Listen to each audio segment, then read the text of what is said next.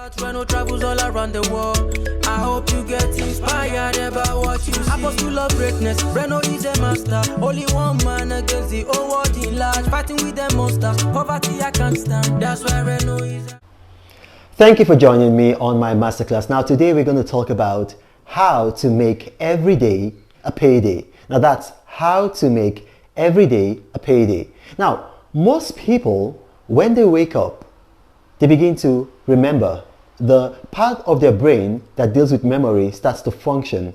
So you wake up and then, you're still in a daze, what they call the theta state, and then, gradually you're just becoming conscious, and then memories start flooding into your mind, into your brain. It's rather like a computer that is just rebooting. If the computer was off, you put it on, and then it's rebooting. All the parts, the components are coming up.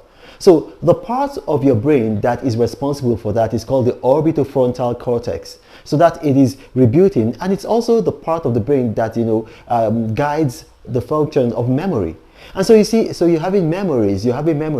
Now here's the thing. You see, your brain, and memory is just like a garden. Now, if you allow a garden to be by itself, what will come naturally from the garden is going to be weeds. It's not going to be flowers. So if you want flowers in that garden, you have to deliberately till the garden and plant flower seeds. So when you wake up, what your orbitofrontal cortex is doing to you is that it's just bringing up memories, and those memories are not going to be good memories. They're going to be generally bad memories or habitual memories, not necessarily good memories, not necessarily bad memories. So what you're going to be having is that you're going to have a function of bad memories and then just habitual memories.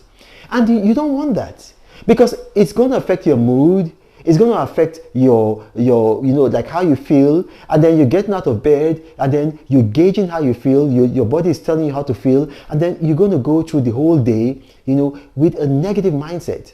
Now, there is a better way for you to live. You see, when you get up in the morning, what you want to do is you don't want to remember. You don't want to just get your memory function up. What you want to do is that you want to visualize.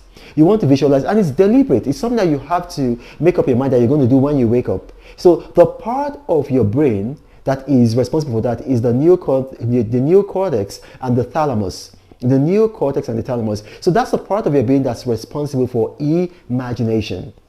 So you get up and then you begin to visualize how you want your day to be. You begin to visualize how your day is going to be.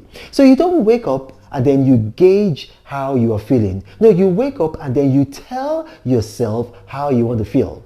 You tell yourself how you want to feel. So you use imagination to do that. So there's an English writer by the name Lewis Carroll. He's late right now, but he's very great. Lewis Carroll, he said something. He said that imagination is the only weapon that we have to fight reality. Imagination is the only weapon that we have to fight reality. Now, what does that mean? A lot of people live in very harsh reality. So their reality is full of poverty, full of lack, systemic, endemic, generational poverty. And we see this a lot in places in Africa, in Asia. And so people just wake up, and then just continue doing what they did yesterday, what they did last week. So their life just becomes a cycle that keeps on producing poverty. So what you want to do is that you want to change that cycle. You want to now start living not from your memory, but from your imagination. And although, you see, because a lot of all these things that I'm talking about now, I learned them from studying the literature from the Mind Institute in UC Davis. But, science agrees with religion, because if you read scripture, if you read Ephesians chapter 3 verse 20, it says, now God is able to do immeasurably above all that we might ask or imagine. Ask or imagine. So you look at those two words, ask or imagine. So God is not, your prayers are not only what you say, your prayers are what you also imagine. And so you see, when you ask, you're going to ask a question, you're going to say, why? Why? Why are you doing this? Why, God? Why? That's a question. But when you imagine, you're asking, why not? So this thing doesn't exist, and you're saying, why not? Why not? So that why not creates a world of possibility for you. And so you see, most major things in this world, they are created not out of memory but out of imagination. So whether it be Archimedes in the bathtub and then coming up with the law and then shouting Eureka, or whether it be Isaac Newton under the apple tree and then imagining, and then the apple fell on him and then he came about with the law of gravity, or whether it's Albert Einstein and then with the law of relativity. As a matter of fact, Albert Einstein said that imagination is more important than knowledge. Knowledge is just a function of your memory, all the things that you know. He said imagination is more important than memory. Why? Because memory is limited, but imagination is unlimited. So there's a lot of things that you can do. So that's why Steve Jobs said that, you see, you imagine something that doesn't exist and then you create it, and then when you create it, there will now be a demand for what you imagined into reality. So when you wake up, and if you do this habitually, I'm telling you, you're going to become a different person. You're going to be successful. You're going to be wealthy. You're going to be happier. I do it. When you wake up, as your brain is rebooting, as that orbitofrontal cortex is now taking shape, what you want to do, you want to take complete control of that process, and then you want to break the filter between your subconscious mind and your conscious mind by visualizing yourself being successful today, visualizing yourself doing all the good things that you want to do. Never use your imagination to imagine anything that is negative. Only use your imagination to imagine positive things that are going to happen to you, and they will happen to you. That's just how all the great men of history, because what happens is that imagination brings about things that don't exist, novel things.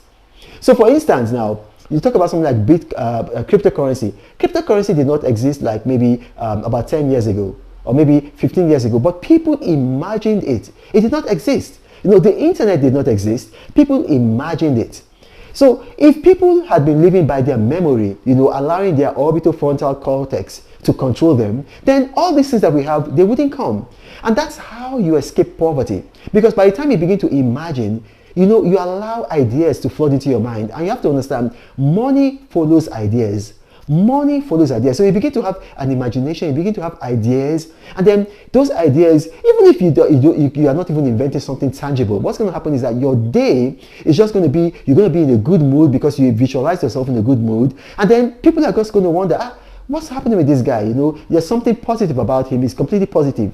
And then they're going to want to be around you. If you're in your office, if you're in a job, your boss is going to notice, he's going to want to promote you. If you're in a business, your goods and services are going to sell more because you're using your imagination, you're visualizing yourself, and then it's affecting your reality. Because remember what Lewis Carroll said, imagination is the only weapon that we have to fight reality.